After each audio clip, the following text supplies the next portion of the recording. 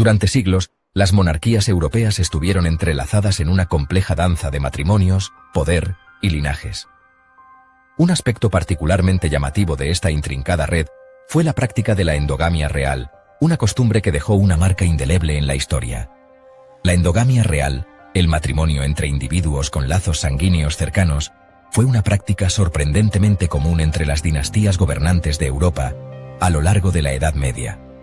Aunque a menudo se ocultaba en secreto y se justificaba por conveniencia política, las consecuencias de esta práctica fueron de gran alcance y a menudo devastadoras, afectando no solo la salud de los monarcas individuales, sino también el destino mismo de las naciones. Para comprender las motivaciones detrás de esta práctica aparentemente autodestructiva, uno debe profundizar en el corazón de las dinámicas de poder medievales. En esa época, las alianzas y las lealtades eran frágiles y constantemente cambiantes. Las familias reales se veían a sí mismas como divinamente ordenadas, sus linajes imbuidos de un derecho sagrado a gobernar. Este sentido de superioridad y destino divino era fundamental para su identidad. Casarse dentro de este círculo exclusivo, a menudo llamado endogamia, servía para preservar y concentrar el poder dentro de la familia. Las bodas reales eran eventos cuidadosamente orquestados para asegurar la continuidad del poder. Era una herramienta estratégica para evitar la fragmentación de la tierra, la riqueza y la influencia que inevitablemente ocurriría si los herederos reales buscaban cónyuges de familias menos exaltadas. La concentración de recursos era vital para mantener el control. Además, casarse con otras familias poderosas no garantizaba la lealtad. De hecho, a menudo conducía a la rivalidad y al conflicto. Las alianzas matrimoniales podían convertirse rápidamente en enemistades peligrosas.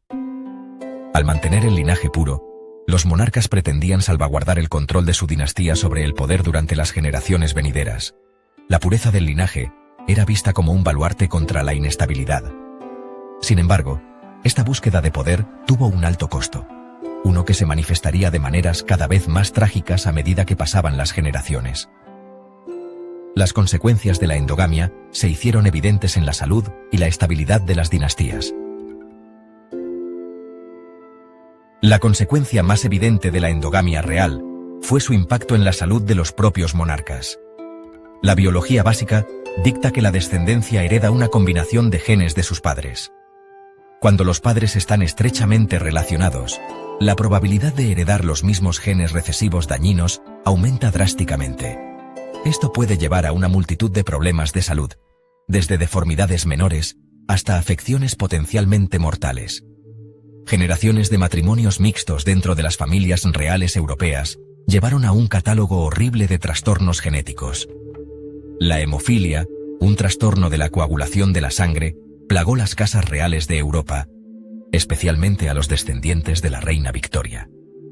Las deformidades faciales, como la infame mandíbula de Habsburgo, caracterizada por una mandíbula inferior prominente, se volvieron comunes en ciertos linajes. Los mortinatos, la mortalidad infantil y la infertilidad eran sucesos trágicamente frecuentes en las familias reales endogámicas.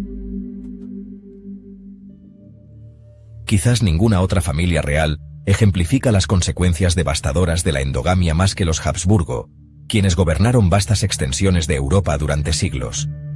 Impulsados por un deseo inquebrantable de mantener su control sobre el poder, los Habsburgo se casaban rutinariamente dentro de su propia familia, a menudo con parientes tan cercanos como primos hermanos, o incluso tíos y sobrinas. Esta práctica, aunque políticamente conveniente, tuvo repercusiones catastróficas para la salud de la dinastía. Los Habsburgo estaban plagados de una letanía de trastornos genéticos, incluyendo la mandíbula de Habsburgo antes mencionada, gota, epilepsia y discapacidades mentales. Carlos II de España, el último gobernante Habsburgo de España, fue un producto trágico de generaciones de endogamia. Sufrió de numerosas discapacidades físicas y mentales, lo que lo incapacitó para producir un heredero, y finalmente condujo a la extinción de la línea Habsburgo española. Un tapiz de endogamia, comparando las prácticas reales en toda Europa. Si bien los Habsburgo representan una severa advertencia contra los peligros de la endogamia, no fueron de ninguna manera la única familia real que se involucró en esta práctica. La endogamia era una estrategia comúnmente utilizada para mantener la pureza de la sangre real y asegurar la continuidad de la dinastía. En toda Europa, las monarquías lidiaron con las presiones contrapuestas de preservar sus linajes y asegurar alianzas ventajosas. Estas alianzas matrimoniales no solo fortalecían los lazos familiares, sino que también eran cruciales para la estabilidad política y la expansión territorial. La monarquía inglesa, aunque no tan notoria por la endogamia como los Habsburgo, aún vio una buena cantidad de matrimonios entre parientes cercanos. Estos matrimonios ayudaron a consolidar el poder dentro de la familia real y a mantener la influencia sobre sus súbditos. La práctica fue particularmente frecuente en siglos anteriores, con matrimonios entre primos o incluso tíos y sobrinas, no poco comunes. Estas uniones, aunque controvertidas, eran vistas como necesarias para mantener la cohesión y la fortaleza de la familia real.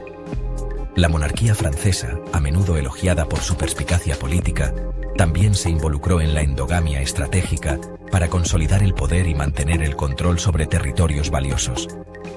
Esta práctica les permitió mantener una red de apoyo leal y asegurar la continuidad de su influencia. La dinastía Valois, por ejemplo, practicó la endogamia en un grado significativo, lo que condujo a una disminución de la fertilidad y, en última instancia, a la extinción de la línea masculina directa. Este trágico desenlace subraya los riesgos inherentes a la endogamia, a pesar de sus aparentes beneficios a corto plazo. Más allá de los linajes, los fundamentos sociopolíticos de la endogamia. Si bien las consecuencias genéticas de la endogamia real fueron indudablemente significativas, es crucial reconocer los factores sociopolíticos que perpetuaron esta práctica durante siglos. En una era marcada por guerras constantes, alianzas cambiantes y luchas de poder despiadadas, el matrimonio era una herramienta política poderosa. Las bodas reales eran grandes eventos, orquestados para forjar alianzas, asegurar tratados de paz y expandir reinos. Casar a una hija con un rival potencial podría evitar la guerra o asegurar rutas comerciales cruciales. Del mismo modo, casar a un hijo con la heredera de un reino vecino podría expandir significativamente el territorio y la influencia de un monarca. En este juego de ajedrez político de alto riesgo, la salud de las generaciones futuras a menudo era una preocupación secundaria. Carlos II de España. Un caso de estudio sobre los peligros de la endogamia. Carlos II de España se erige como un símbolo conmovedor de las consecuencias devastadoras de la endogamia real sin control. Nacido hijo de Felipe IV de España y Mariana de Austria, que eran tío y sobrina, Carlos heredó una dosis concentrada de los genes de los Habsburgo, junto con las consecuencias debilitantes. Estuvo plagado de deformidades físicas, discapacidades mentales y enfermedades crónicas a lo largo de su corta y trágica vida. Incapaz de caminar o hablar correctamente hasta la edad de 4 años, el reinado de Carlos estuvo marcado por la debilidad, la inestabilidad y la dependencia de los regentes. Su infertilidad, una consecuencia común de la endogamia, condujo a una crisis de sucesión que hundió a España en la Guerra de Sucesión Española, alterando para siempre el equilibrio de poder en Europa. El declive de una tradición. El declive de la endogamia real. A medida que la Ilustración amanecía en Europa, marcando el comienzo de una nueva era de comprensión científica y pensamiento racional, las ideas sobre la biología y la herencia comenzaron a cambiar drásticamente. La práctica de la endogamia real cayó gradualmente en desgracia. Las familias reales empezaron a cuestionar las antiguas tradiciones que habían seguido durante siglos. Los horrores de los trastornos genéticos, que alguna vez se atribuyeron al castigo divino o a humores misteriosos, se volvieron más comprensibles a través de la lente de la ciencia emergente. Se entendieron cada vez más como el resultado directo de heredar genes dañinos. Los científicos de la Ilustración comenzaron a estudiar estos trastornos con mayor detalle. Esta nueva conciencia, junto con un creciente énfasis en la salud y el bienestar individual, llevó a una reevaluación de las prácticas matrimoniales. Llevó a un cambio en las actitudes hacia los matrimonios reales. Las alianzas políticas ya no eran la única consideración. Además, el auge de los estados-nación y el declive del feudalismo disminuyeron la importancia de los matrimonios dinásticos como herramienta de maniobra política. La política europea estaba cambiando rápidamente, los monarcas fueron cada vez más animados, si no obligados, a elegir cónyuges basándose en el amor, la compatibilidad y, lo más importante, la salud de su descendencia. Este cambio marcó el comienzo de una nueva era en las familias reales europeas. Conclusión. El legado de la endogamia real. La práctica de la endogamia real, que una vez fue la piedra angular de las monarquías europeas, se erige como un claro recordatorio de la compleja interacción entre el poder, la tradición y la fragilidad humana. Si bien a menudo estaba impulsada por el deseo de preservar el poder y el prestigio, finalmente dejó un legado de trastornos genéticos, inestabilidad política y sufrimiento humano.